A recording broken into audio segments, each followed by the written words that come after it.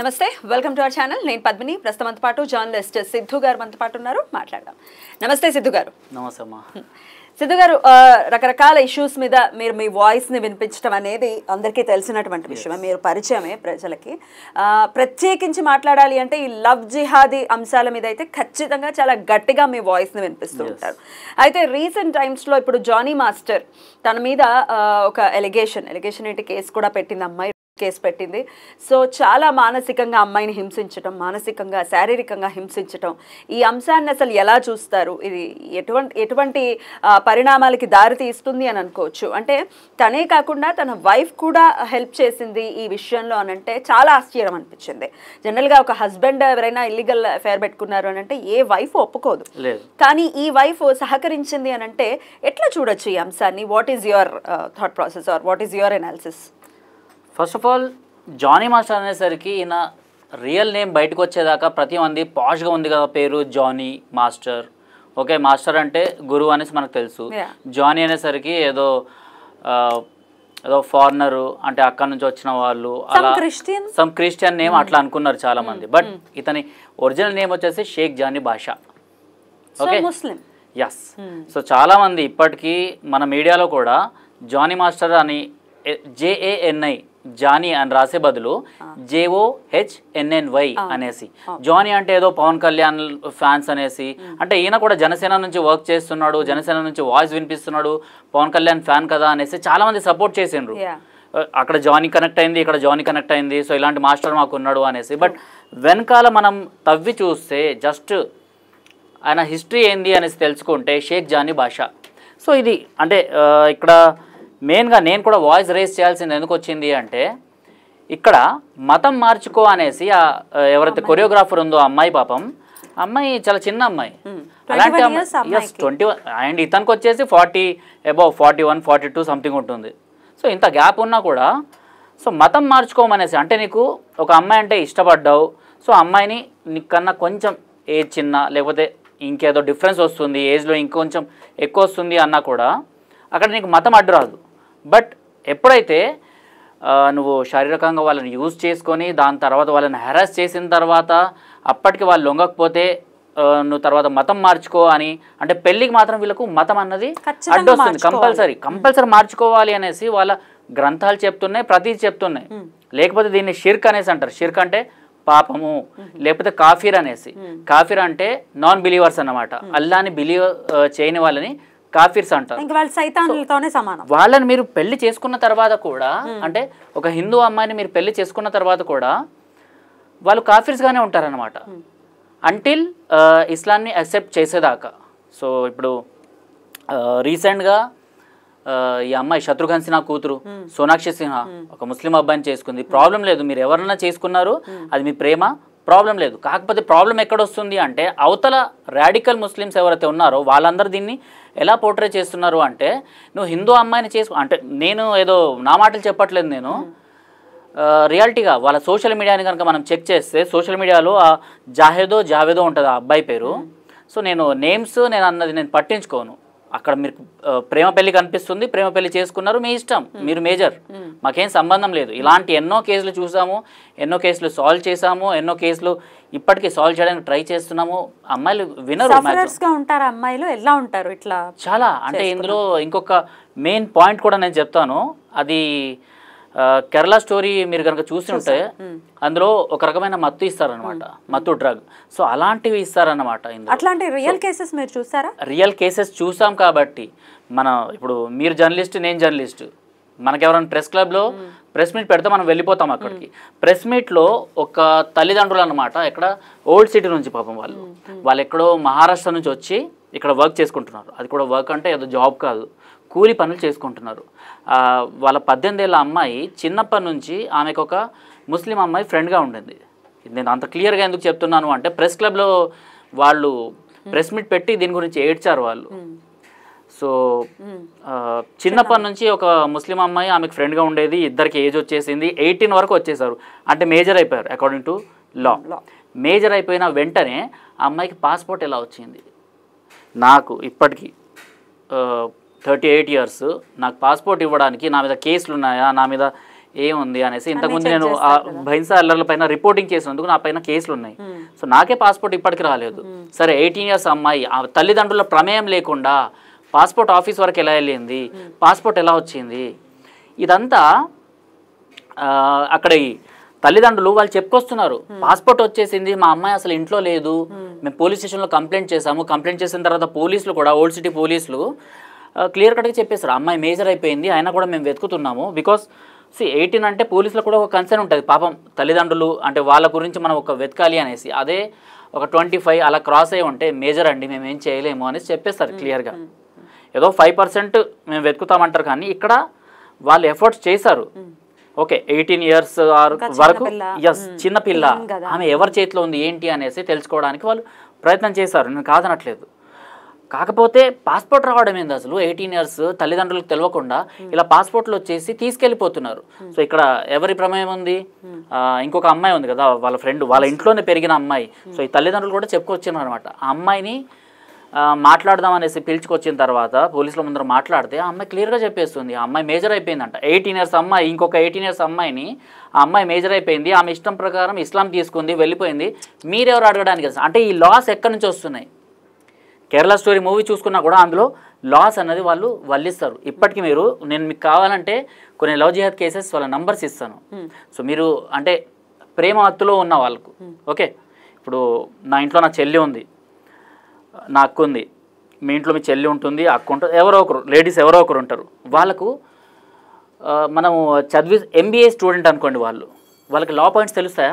తెలియవు. కానీ వీళ్ళ మత్తులో ఉన్నప్పుడు లా పాయింట్స్ అన్నవి ఈజీగా తెలిసిపోతాయి అన్నమాట. అంటే ముందు ఇంజెక్ట్ చేస్తారు వీళ్ళు సంథింగ్ మత్తుతో పాటు ఇంజెక్ట్ చేస్తారు. కేరళ స్టోరీలో ఏదైతే చూపెట్టారో అది 100% నిజం.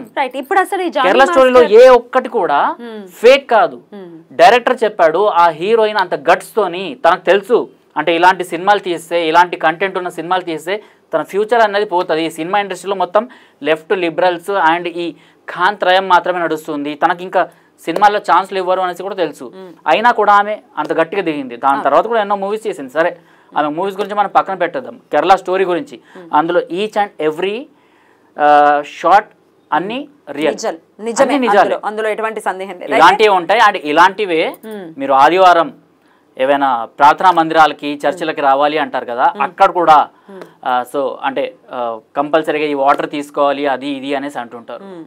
సో అక్కడ కూడా ఇలాంటిదే ఉంటుంది అనేసి ఈ మధ్యనే కొంతమంది క్రిస్టియానిటీని విడిచిపెట్టేసి ఇక్కడికి వచ్చిన ఎవరైతే పాస్టర్లు ఉంటారో, ఘర్వాప్సి అయిన వాళ్ళు పాస్టర్లు క్రిస్టియన్స్ ఉంటారు కదా, వాళ్ళు చెప్పిన నిజం ఇది. ఇంకా దానిపైన దర్యాప్తు జరుగుతుంది డెఫినెట్లీ. అయితే జానీ మాస్టర్ విషయానికి వస్తే, జానీ గురించే వస్తే, ఇంతలాగా హింసించడం, భార్య ఉన్నప్పటికీ భార్య కూడా సహకరించడాన్ని ఎట్లా చూడొచ్చు? 3-4 పెళ్లిళ్ళు ఉంటాయండి వాళ్ళ దాంట్లో 3-4 పెళ్లిళ్ళు ఉంటాయి. అలాంటి వాళ్ళకి లీగల్ అది. ఇక్కడ నుంచి ఒక అమ్మాయి వెళ్ళిపోయింది అంటే ఆ అమ్మాయిని ఫస్ట్ లవ్లో దించాలి. లవ్లో దించిన తర్వాత ఆ అమ్మాయిని కాస్త నీ బొట్టు తీసేసేయి అనేసి ఇలా చెప్పడము, దాని తర్వాత ఒప్పుకుంటారు. మన వాళ్ళు ఏంటంటే సెక్యులర్ పద్ధతిలో చాలామంది ఆ బతుకులు అలవాటైపోతాయి. అసలు సెక్యులరిజంకి అర్థం ఏంటో అన్నది కూడా తెలియదు. అలాంటి పద్ధతిలో మనం పెంచుతామన్నమాట. అందరినీ సరిగ్గా చూడాలి, సమానంగా చూడాలి అనేసి. బట్ వాళ్ళ దగ్గరికి వెళ్ళేసరికి వాళ్ళు వాళ్ళ మతాన్ని మెల్లిమెల్లిగా ఇంజెక్ట్ చేస్తూ ఉంటారు. ఇది హరామ్ అని, ఇది షిర్క్ అని, మీరు కాఫీర్లు అనేసి, మీరు శైతాన్లను పూజిస్తున్నారు అనేసి ఇలా మెల్లిమెల్లిగా చేస్తుంటే ప్రతిదీ మీకు అంత పెద్ద ఎగ్జాంపులే కేరళ స్టోరీ అనేసి మూవీ ఉంది. అండ్ కేరళ స్టోరీ మూవీ వరకు కాదు, యాజ్ అ జర్నలిస్ట్గా మనం దీని గురించి మాట్లాడాలి అనుకుంటే కూడా NDTV అండ్ మిగిలిన ఛానల్స్ స్ట్రింగ్ ఆపరేషన్లో ఇదంతా రియల్ అని తెలిసింది. అదే ఏదైతే న్యూస్ ఛానల్స్లో వచ్చిందో దాన్నే సినిమాగా తీశారు. అంటే ఇక్కడ నుంచి ISISకి ఎలా పంపించారు అనేసి, ఇక్కడ నుంచి హిందూ అండ్ క్రిస్టియన్ అమ్మాయిల్ని మతం మార్పించి వాళ్ళని మెల్లిమెల్లిగా డ్రగ్స్కి అలవాటు చేసి వాళ్ళని ఎలా పంపించారు అనేసి. సో అది ఇంజెక్ట్ చేస్తే వీళ్ళకి ఏం గుర్తుండదు అనమాట. సరే ఇక్కడ పెళ్ళిళ్ళ గురించి మనం మాట్లాడుతున్నాం కాబట్టి వీళ్ళకి అవి లీగల్గా ఉన్నప్పుడు వీళ్ళేం చేయలేరు.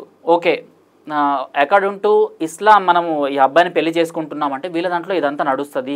వాళ్ళకేం శిక్ష పడే అవకాశమే లేదంటారు ఇట్లా మానసికంగా శారీరకంగా హింసించింది ఇప్పుడు కేసు అయితే ఎందుకు ఉండదు? ఇప్పుడు జానీ భాష వీళ్ళ వైఫ్ బయటకు వచ్చింది, వీళ్ళ వైఫ్ కూడా ఒక మాట చెప్పుకొచ్చింది. అంటే సరే ఈమె గురించి కూడా బయటకు వస్తుంది అనేసి భయంతో చెప్పిందా, లేకపోతే నిజంగా ఒక అమ్మాయికి హెల్ప్ చేయాలి అనేసి అనుకుందేమో, కానీ బయటకు వచ్చింది. బయటకు వచ్చి జానీ నన్ను కూడా చాలా హింసించేవాడు, నేను మాట వినకపోతే నన్ను కూడా కొట్టేవాడు అనేసి. ఒక రకంగా చూసుకుంటే ఇప్పుడు నేను ఒక అమ్మాయితో సంబంధం పెట్టుకున్నాను, ఆ అమ్మాయిని నువ్వు వెళ్ళి మాట్లాడకపోతే నిన్ను కొడతాను అంటే ఆ అమ్మాయి వెళ్ళి ఉంటుంది. ఇప్పుడు రెండు కోణాలుగా మనం జర్నలిస్ట్ అయితే సహాయ స్థితిలో అమ్మాయి వైఫ్ కూడా ఒక హస్బెండ్ పైన ఆమె ముందుకు వచ్చి ఆమె కూడా కేసు పెడతాను అనేసి తను కూడా కొన్ని మాటలు మాట్లాడినప్పుడు రెండు కోణాలుగా మనం ఇక్కడ చూసుకోవాల్సి వస్తుంది. అంటే నిజంగానే ఆమె ఇస్లాంకి తలొగ్గి మా ఇస్లాంలో 4 పిల్లలైనా ఓకే, మా హస్బెండ్కి ఇంకో 3 వచ్చినా ఓకే, నేను యాక్సెప్ట్ చేస్తాను అనేసి అవతల ఆమెని కొట్టిందా, లేకపోతే ఇతని ప్రమేయంతో ఇతను ఇంట్లో కొట్టడం వల్ల ఆమె బయటకు వెళ్ళి ఆమెను కొట్టడము లేకపోతే బెదిరించడము ఇదంతా జరిగిందా అనేసి మనం రెండు రకాలుగా ఆలోచించాలి. ఇస్లాం అన్నది కంపల్సరీ వస్తుంది అన్నమాట. జానీకి ఎట్లాంటి శిక్ష పడే అవకాశం ఉందని అనుకోవచ్చు ప్రత్యేకించి ఈ కేసులో? ఇంకా ఇప్పుడైతే నడుస్తుంది, అమ్మాయి కూడా ఇంకా అందుబాటులోకి రాలేదు. అంటే ఫోన్ కాల్లో అండ్ ఫస్ట్ అయితే ఇక్కడ ఫస్ట్ ఒక పోలీస్ స్టేషన్లో కంప్లైంట్ చేసింది, దాని తర్వాత దాన్ని నార్సింగ్కి ట్రాన్స్ఫర్ చేశారు. నార్సింగ్కి ట్రాన్స్ఫర్ చేసిన తర్వాత పోలీసులు వాళ్ళకి కాల్ చేయడం జరిగిందన్నమాట, మీరు రావాలమ్మా, సో ఎగ్జామినేషన్ ఉంటుంది ఇదంతా చెప్పిన తర్వాత కూడా. అంటే ఎగ్జామినేషన్కి రావాలి అంటే నేను సిటీలో ఉండాలి, నేను ఇప్పుడు ప్రజెంట్ సిటీలో లేను. బికాస్ ఇంత పెద్ద అంటే ఒక మాస్టర్, ఒక గురుస్థానము, ఆయన కొరియోగ్రాఫర్స్ అందరికీ ఆయన ప్రెసిడెంట్ కూడా, అలాంటి పొజిషన్లో ఉన్న ఆయన పైన ఒక మాటలు అనడం అంటే అంత ఈజీ కాదు. చాలా డేరింగ్ చేసింది అంటే ఆమె ఒకటికి 10 సార్లు ఆలోచించి ఉంటుంది.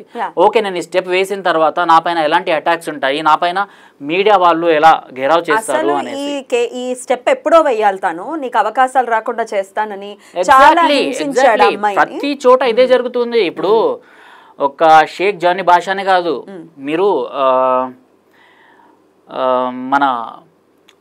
మన ఇంట్లో లేకపోతే మన చుట్టుపక్కల వాళ్ళు లేడీస్ ఎవరైతే ఉంటారో వాళ్ళు వేరే మతాలకు సంబంధించిన వాళ్ళ షాప్లలో వర్క్ చేస్తూ ఉంటారన్నమాట.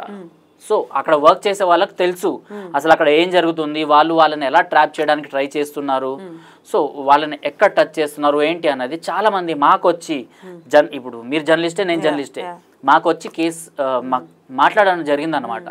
మాట్లాడడం జరిగితే మేము వాళ్ళకి ఒకటే చెప్తాం, మీరు ఇదంతా మీడియా ముందుకు చెప్పండి అంటే కొంతమంది స్కార్ఫ్ కట్టుకొని మాట్లాడారు, కొంతమంది స్కార్ఫ్ లేకుండా మేము జస్ట్ కంప్లైంట్ ఇచ్చేసి వెళ్తాము మీరు వాళ్ళని చూసుకోండి అంటే మేము అలా ఏం చేయలేము. ఇల్లీగల్గా అయితే మేము ఏది చేయలేము. ఇప్పుడు రీసెంట్లీ తార్నాకకు సంబంధించిన ఒక కేసు వచ్చింది, అందులో ఏంటంటే ఫర్నిచర్ వర్క్ చేసే ఒక అబ్బాయిని ఓల్డ్ సిటీ నుంచి ఒక ఇంట్లో వాళ్ళు అంటే తార్నాకు సంబంధించిన వాళ్ళే పిలిచారనమాట. పిలిచిన తర్వాత ఫర్నిచర్ వర్క్ చేయాలి అంటే 1 మంత్ పడుతుంది, సో నేను ఇక్కడ దగ్గర ఎక్కడైనా ఉంటాను అంటే వాళ్ళు మా ఇంటి ముందర ఒక చిన్న రూమ్ ఉంది, ఆ రూమ్లో మీరు ఉండొచ్చు అనేసి చెప్పేశారు. సో ఆ రూమ్లో ఉన్న అబ్బాయి వాళ్ళ వైఫ్ అండ్ వాళ్ళ 2 పిల్లల్ని కూడా అక్కడ తీసుకొచ్చిండు అనమాట. అంటే వీళ్ళు కూడా ఇక్కడే ఉంటారు, నేను మళ్ళీ అటు ఇటు ట్రావెల్ చేయలేను, వర్క్ డిస్టర్బెన్స్ ఉంటుంది కాబట్టి తీసుకొస్తామంటే వాళ్ళు ఏమనలేదు. ఆ తర్వాత వితిన్ 15 డేస్లో ఆ అబ్బాయి ఈ అమ్మాయిని లేవనేసుకుని పోయాడు. ఓకే, ఓనర్ కూతుర్నే తీసుకుని వెళ్ళిపోయిన తర్వాత అంటే ఇక్కడ ఒక హిందూ అమ్మాయిని ఒక హిందూ అబ్బాయి విడిచిపెట్టాలి అంటే 6 మంత్స్ లేకపోతే 1 ఇయర్ ప్రొసీజర్ ఇదంతా ఉంటుంది. అంటే పెళ్ళైన 6 మంత్స్ తర్వాత 8 మంత్స్ తర్వాత ఇదంతా ప్రొసీజర్ అనేది స్టార్ట్ అవుతుంది లీగల్గా. బట్ ఇక్కడ అలా ఏం లేదు, తలాక్ అనేసి 3 సార్లు చెప్పేస్తే తలాక్ అయిపోయింది అనేసి అతను చెప్పగానే ఈ అమ్మాయి నమ్మేసింది. కాకపోతే ఇప్పుడు తలాక్ అన్నది కూడా రద్దు చేసింది. అది కూడా వీళ్ళకు అంటే వీళ్ళు యాక్సెప్ట్ చేయరు, తలాక్ అనేది రద్దు చేస్తున్నారు, బేఖాతరు చేస్తున్నారు. బేఖాతరు చేస్తూనే లేదు నేను తలాక్ చెప్పేసినా కాబట్టి ఆమెకు నాకు సంబంధం లేదు, మనం ఇద్దరం ఓకే అనేసి తీసుకెళ్ళిపోయింది అనమాట. వాళ్ళకి సంబంధించిన చెల్లి మమ్మల్ని వచ్చి అప్రోచ్ చేసింది, మా అక్కని ఇలా తీసుకెళ్ళిపోయారు అంటే మేమేం చెప్తాం, అమ్మాయి ఆల్రెడీ పెళ్లి చేసుకుంది, ఆ అమ్మాయి ఇప్పుడు ప్రెగ్నెంట్ ఉంది అని చెప్తున్నారు మీరు, సో మేమేం చేయలేమని చెప్పేసి. పెళ్ళికి ముందు అంటే ఓకే ఒక మాట మనం మాట్లాడవచ్చు సేఫ్గా, అంటే నీ ఫ్యూచర్ ఎలా ఉంటుంది అనేసి. ఇలాంటి చాలా కేసెస్ మేము హ్యాండిల్ చేసాం. అమ్మాయిలు డెఫినెట్గా ఈ సందర్భాన్ని లేకపోతే ఇట్లాంటి సిచ్యువేషన్స్ ని చూసి డెఫినెట్గా జాగ్రత్త పడాల్సిన అవసరం ఉంది, చాలా జాగ్రత్త పడాల్సిన అవసరం లేదు. నేను మీకు ఇందాక చెప్తూ ఆపేసాను, నేను ఏదైతే షాప్స్లో వర్క్ చేస్తారు కదా వాళ్ళపైన సాఫ్ట్గా ఈ లవ్ జిహాద్ ట్రాప్ అన్నది వేస్తున్నారు. సో మీరు ఇక్కడ వర్క్ చేయాలి అంటే బొట్టు తీసేయాలి అనేసి, లేకపోతే ఇస్లామిక్ పద్ధతిలో ఉండాలి అనేసి. ఇప్పుడు గల్ఫ్ కంట్రీస్ కి సంబంధించిన ఒకరిద్దరు యూట్యూబర్స్ ఉన్నారు, వాళ్ళే అక్కడ నుంచి క్లియర్ కట్ గా చెప్పడం జరిగింది అనమాట. అంటే వాళ్ళ హస్బెండ్ తోని బొట్టు పెట్టుకొని మాంగళ్యం ధరించి ఇదంతా బాగానే ఉంటది, బట్ వీళ్ళ ఇంట్లో మేము వర్క్ చేయాలి అరబ్బుల ఇంట్లో అంటే మేము హిజాబ్ కంపల్సరీ వేసుకోవాలంటే, మనము మన హైదరాబాద్ లో మన భారతదేశంలో ఎవరైనా ముస్లిం అమ్మాయి మన ఇంట్లో వర్క్ చేస్తుంది అంటే అమ్మ బొట్టు పెట్టుకుని రా అనేసి అంటామా, కనీసం బుర్కా తీసేమంటామా. అంటే బుర్కా వేసుకుని కూడా వాళ్ళు రారనుకోండి పని చేయడానికి, బట్ మనం అలా అనము. ఎందుకంటే మతం అన్నది మనం అసలు చూడము. ఆమెను ఇంకా మన ఇంట్లో తిండి పెడతాము, భోజనం పెడతాము, అందరినీ బాగానే చూసుకుంటాం. బట్ వేరే కంట్రీస్లో అలా ఉండదు. అక్కడ ఎలా ఉంటుందో ఇక్కడ కూడా అలానే ఉంటుంది. సో అక్కడ ఏ లాస్ అయితే నడుస్తాయో అలాంటి లాసే మాకు ఇక్కడ కావాలి అనేసి వీళ్ళందరూ ఇదంతా చేస్తారనమాట. సో అలానే ఏవైతే ఈ ట్రాప్స్ ఉంటాయో ఇవన్నీ ఫస్ట్ ఇక్కడ నుంచి, వీటిని సాఫ్ట్ లవ్ జిహాద్ అంటారు అనమాట. సో కేరళలో చూసుకుంటే దీన్ని తిలక్ ఛాప్ తిలక్ అనేసి వాళ్ళు ఒక సూఫీ సంగీతాన్ని ఆధారం చేసుకొని కొన్ని వీడియోస్ కూడా ప్రమోట్ చేస్తుంటారు అనమాట. అందులో హిందూ అమ్మాయిని ఈ ముస్లిం అబ్బాయి ఓకే నాన్ హిందూ అబ్బాయి ఆమెని ప్రేమించే టైంలోనే సో ఆమెకు సంబంధించిన శారీ అయినా లేకపోతే సల్వార్ కమీజ్ అయినా అంటే హిందువులు ఇవి ధరిస్తారు కదా, వాటి బదులు బుర్ఖా ఇవ్వడము, లేకపోతే ముస్లిం బట్టలు ఇవ్వటము, ఇవి ధరించని చెప్పడము, హిజాబ్ ధరించని చెప్పడము. దాని తర్వాత అదే వీడియోలో స్పష్టంగా, అంటే ఇది మా రిఫ్లెక్షన్ ఛానల్ ద్వారా మేము ఒక వీడియో చేసామన్నమాట కేరళ వాళ్ళకి కౌంటర్గా. కేరళలో ఎలా చేశారంటే ఆ మధ్యలో ఈ వీడియో చాలా పాపులర్ అయింది. హిందూ అమ్మాయి బొట్టుని ఇలా తీసేస్తాడనమాట వీడియోలో సూఫీ సంగీతం వెనకాల నడుస్తుంటుంది, సూఫీ డాన్స్లు వాళ్ళు చేస్తూనే ఉంటారు. అలా చేస్తున్నప్పుడు బొట్టు తీసేస్తాడు. అమ్మాయి ఈజీగా యాక్సెప్ట్ చేస్తుంది. దాన్నే ఛాప్ తిలక్ అంటారు. మీరు ఇప్పుడు యూట్యూబ్లో కోక్ స్టూడియో అని కొట్టి దాని పక్కన ఛాప్ తిలక్ అని టైప్ చేయండి, అందులో ఇవన్నీ వస్తాయన్నమాట. అందులో లిరిక్స్ మనకు అర్థం కావు, అందులో ఉర్దూ ఇవన్నీ ఉంటాయి. కాబట్టి మనం సంగీతాన్ని మాత్రమే ఓకే సూఫీ సంగీతం అంటే ఇస్లాం అండ్ హిందూ కల్చర్లకు ఒకటిగా చేసే ఇది అనుకుంటాం. బట్ అక్కడ ఒకటిగా చేస్తుండేవారిని నీ ఇంట్లో నుంచి హిందూ అమ్మాయిని ముస్లిం ఇంటికి తీసుకెళ్తున్నారు. అదే సూఫీ సంగీతంలో ముస్లిం నుంచి అటు వెళ్ళింది అంటే చంపేమని చెప్పేస్తున్నారు. ఎస్, సరూనగర్ లో నాగరాజ్ అనేసి ఒక అబ్బాయి ముస్లిం అమ్మాయిని పెళ్లి చేసుకున్నాడు. NSCRPS అనేసి ఎస్సీ రిజర్వేషన్ పరీక్షణ సమితి నుంచి మోహన్, అరవింద్ అండ్ వీళ్ళ టీం వెళ్ళి ఎస్సీ అబ్బాయిలు, అతను ఎస్సీ అబ్బాయి కాబట్టి చంపింది ఎస్సీ అబ్బాయి కాబట్టి అతనికి అండగా నిలబడి న్యాయం జరిపించిండ్రు. నడి రోడ్డు పైన నాగరాజుని నరికేసిండ్రు. అది కూడా ఎంత 2 years తర్వాత. ఆ 2 yearsలో ఆ అమ్మాయి అంటే వాళ్ళ చెల్లి, నరికేసిన అతని చెల్లి ప్రెగ్నెంట్ ఉందని తెలుసు, అయినా కూడా వాళ్ళ బావని వీడు చంపుకున్నాడు. అంటే ఇలా రియాలిటీ అన్నది ఇలా ఉంది. బట్ బయట మాత్రం చాలా తప్పుగా పోర్ట్రే చేస్తున్నారు. మేము సూఫీ సంగీతం ద్వారా మేము 2 మతాలు ఒకటిగా ఉండాలి అనేసి కోరుకుంటున్నాము. కంపల్సరీ పడుతుంది. ఎందుకంటే ఇది అంత చిన్న కేసు కాదు. అండ్ ఈయన కూడా తప్పించుకొని పోవడానికి ఇప్పటికీ ఒక మెకానిక్ కాదు. బికాస్ జానీ భాష వచ్చేసి ఇంతకుముందు మెకానిక్, అలాంటి అతను ఇప్పుడు ఒక పొజిషన్ లో ఉన్నాడు. అదే ఆ పొజిషన్ ఆ పలుకుబడిని వినియోగించుకుని సంబంధం లేదు, అస్సలు సంబంధం లేదు. జానీ మాస్టర్ కంపల్సరీ శిక్షార్హుడు అండ్ జైల్ వెనక్కి కంపల్సరీ వెళ్తాడు. ఖచ్చితంగా వెళ్తాడు. సో హైదరాబాద్ లో ఫేమస్ డాక్టర్స్ అన్నమాట కపుల్, వాళ్ళ అమ్మాయి ఒక హాస్పిటల్ అంటే ఆమె నిర్వహిస్తుంది. సో హాస్పిటల్ ఆపోజిట్లో ఒక బిర్యానీ కొట్టు నడిపే, ఒక ఇరానీ చాయ్ నడిపే ఒక అబ్బాయి అక్కడ వర్క్ చేస్తున్నారు అనమాట. సో అబ్బాయిని ఏదో హెల్ప్ అడగడం జరిగింది వీళ్ళు ల్యాండ్ ఇష్యూలో. సో అబ్బాయిని హెల్ప్ తీసుకోవడము, ఆ అబ్బాయి తర్వాత హెల్ప్ చేయడము, హెల్ప్ చేసిన తర్వాత ఈ అమ్మాయిని బుట్టలో వేసుకోవడము, బుట్టలో వేసుకున్న తర్వాత వీళ్ళిద్దరూ మేము పెళ్లి చేసుకుంటున్నాం అనేసి ఈ అమ్మాయి తన బొట్టును తీసేయడము, హిజాబ్ ధరించడము, అంటే హిందూగా ఉంటూనే ఇవన్నీ తీసేయడము, ఇంట్లో హిందూ దేవుళ్ళ ఫోటోలు ఏవైతే ఉన్నాయో వాటిని తీసేయండి అని చెప్పడము, అవన్నీ శైతాన్లు అని చెప్పడము. అంటే అప్పటిదాకా హిందూ పద్ధతిలో పూజలు చేసిన అమ్మాయి సడన్గా ఇవన్నీ తీసేయడం అనడం అంత ఈజీ కాదు. హిందూ దేవుళ్ళు అంటే మన తల్లిదండ్రులతో సమానం. మన తల్లిదండ్రుల్ని మనము తిడతామా? అంటే అప్పటిదాకా వాళ్ళు ప్రేమగా పెంచారు, నన్ను డాక్టర్ని చేశారు అన్న తల్లిదండ్రుల్ని మనం తిడతామా? తిట్టము. కానీ ఇది అక్కడ వరకు బ్రెయిన్ వాష్ చేసి తీసుకెళ్తున్నారు. అండ్ ఇక్కడ అమ్మాయి అంటున్నాను, కానీ ఆ అమ్మాయికి ఆల్రెడీ పెళ్ళయింది, 2 పిల్లలు ఉన్నారు.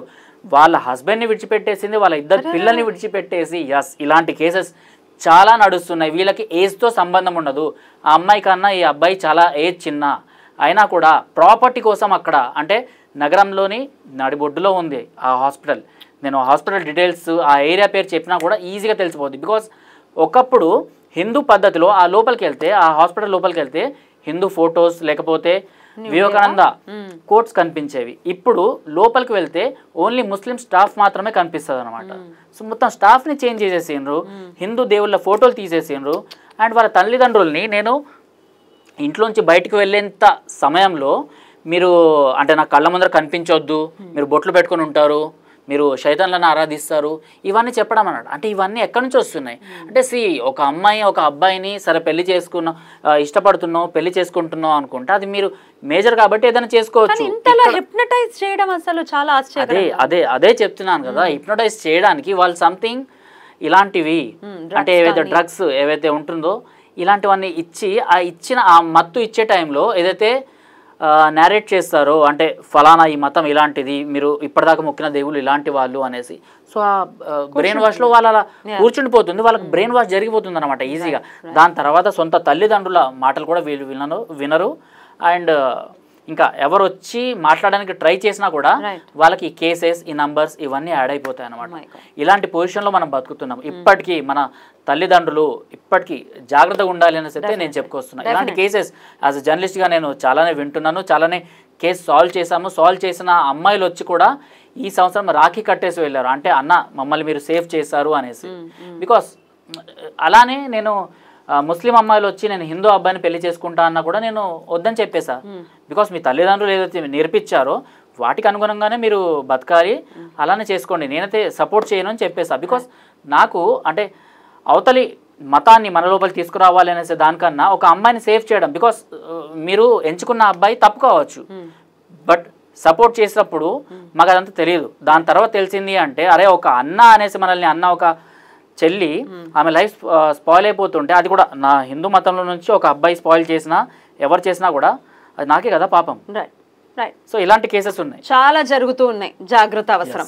రైట్. అమ్మాయిలు మాత్రం తస్మాత్ జాగ్రత్త. మీరు ఎవరిని ప్రేమిస్తున్నారు ఏమిటి అనేది ఖచ్చితంగా సమాజంలో జరుగుతున్నటువంటి అంశాలని దృష్టిలో పెట్టుకుని మీరు, మీ తల్లిదండ్రులు కూడా ఉన్నారు, వాళ్ళ ఆశలు ఏముంటాయి, వాళ్ళ ఆశయాలు ఏముంటాయి అనేది కూడా మనం ఆలోచించాలి. ప్రేమ ఒక్కటే కాదు జీవితం అనేది ఖచ్చితంగా ఈ సందర్భంలో